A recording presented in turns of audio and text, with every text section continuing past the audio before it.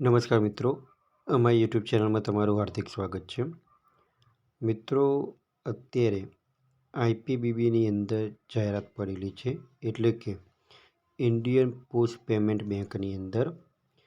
તો એની અંદર કઈ પોસ્ટ ઉપર કેટલી જગ્યાઓ છે, આ પોસ્ટ માટે લાયકાત શું માગેલી છે, આ પોસ્ટ ભરવા માટે તમારે એપ્લિકેશન ફી જોઈએ કે કાસ્ટવાઇઝ, અને આ પોસ્ટ માટે તમારે ફોર્મ કેવી રીતના ભરવું એ તમે આ વિડીયોના માધ્યમ દ્વારા જોઈ શકશો.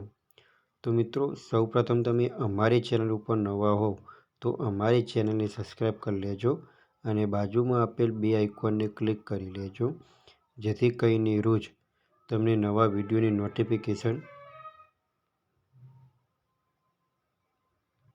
મળતી રહે.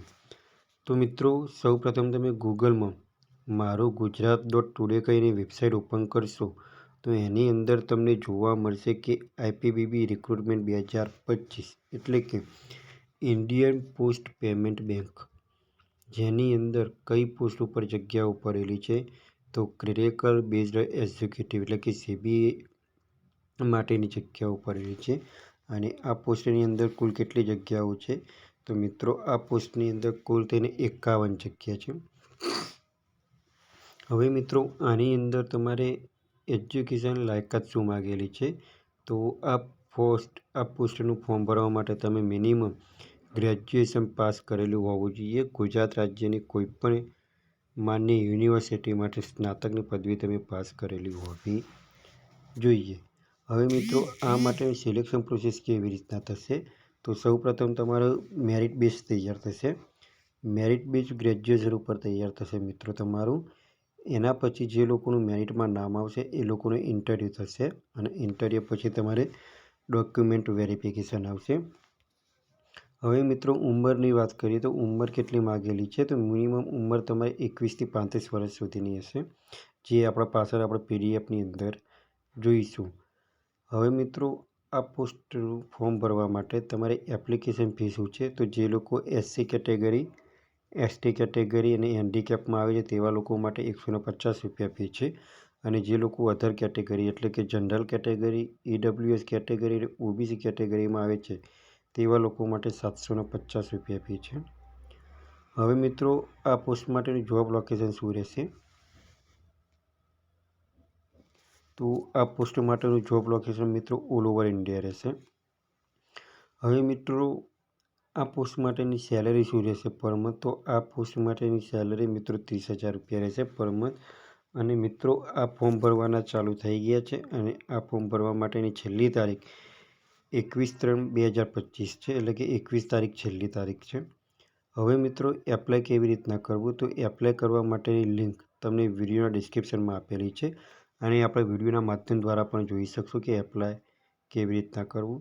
એ પહેલાં સૌપ્રથમ તમારે અહીંયા આપણે જોબ એડવર્ટાઇઝમેન્ટ પર ક્લિક કરીએ, જેથી કરીને આપણે બીજી વધારાની માહિતી મળી શકે. અહીંયા તમે ક્લિક કરશો એની પીડીએફ ઓપન થશે. તો અહીંયા પણ પીડીએફની અંદર તમે જોઈ શકો છો કે opening date for online registration of application, એટલે કે ફોર્મ ભરવાના ચાલુ ક્યારથી થયા છે. તો 1/3/2025થી થયા છે, અને છેલ્લી તારીખ કઈ છે. તો 21/3/2025 છે. હવે મિત્રો, પોસ્ટની વાત કરીએ તો જે એક્ઝિક્યુટિવની પોસ્ટ છે એની અંદર કુલ તેને 51 જગ્યાઓ છે, અને એની અંદર તમારી ઉંમર 21 થી 35 વર્ષ સુધીની માગેલી છે. હવે મિત્રો, આપણે કેટેગરી વાઇઝ પોસ્ટની જગ્યાએ વાત કરીએ તો જે લોકો જનરલ કેટેગરીમાં આવે છે તેવા લોકો માટે 13 જગ્યાઓ છે. ઈડબ્લ્યુએસ કેટેગરીની અંદર 3 જગ્યાઓ છે. ઓબીસી કેટેગરીની અંદર 19 જગ્યાઓ છે. એસસી કેટેગરીની અંદર 12 જગ્યાઓ છે, અને એસટી કેટેગરીની અંદર 4 જગ્યાઓ છે. આમ કુલ થઈને 51 જગ્યાઓ છે. હવે આપણે સ્ટેટ વાઇઝની વાત કરીએ તો એકદમ ફોર એક્ઝામ્પલ તરીકે આપણે ગુજરાત લઈએ તો ગુજરાતની અંદર 6 વેકન્સી છે.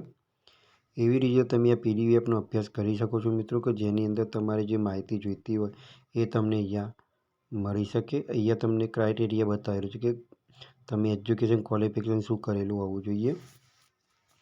તો તમારે અહીંયા ગ્રેજ્યુએશન પાસ આઉટ કરેલું હોવું જોઈએ.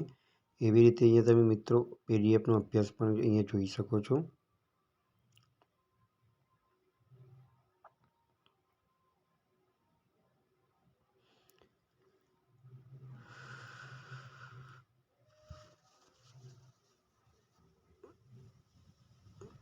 અહીંયા સ્ટેટ વાઇઝ સર્કલ વાઇઝ અલગ અલગ જગ્યાઓ આપેલી છે, એ પણ તમે અહીંયા પીડીએફના માધ્યમ દ્વારા જોઈ શકો છો. અહીંયા તમારી પેમેન્ટ પ્રોસેસ કેવી રીતના કરવું એની પણ સ્ટેપ બાય સ્ટેપ અહીંયા માહિતી આપેલી છે.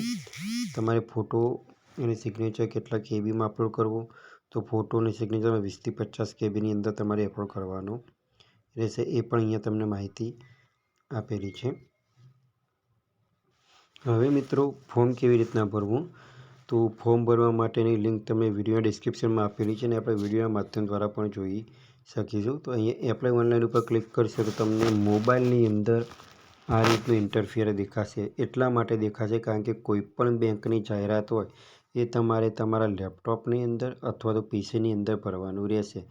મોબાઈલની અંદર તમે ભરી શકશો નહીં. કોઈપણ બેંકની જે માહિતી હશે એ ફોર્મ બેંકને લગતા જે ભરતી આવી હશે, તો મોબાઈલની અંદર તમને આ રીતના નોટિસ બતાવશે કે this website is viewable only in landscape mode, એટલે કે તમારે લેપટોપ અથવા તો પીસીની અંદર તમારે આ ભરતી અથવા તો બેંકની કોઈ પણ ભરતી હોય એ તમારે ભરવાની રહેશે.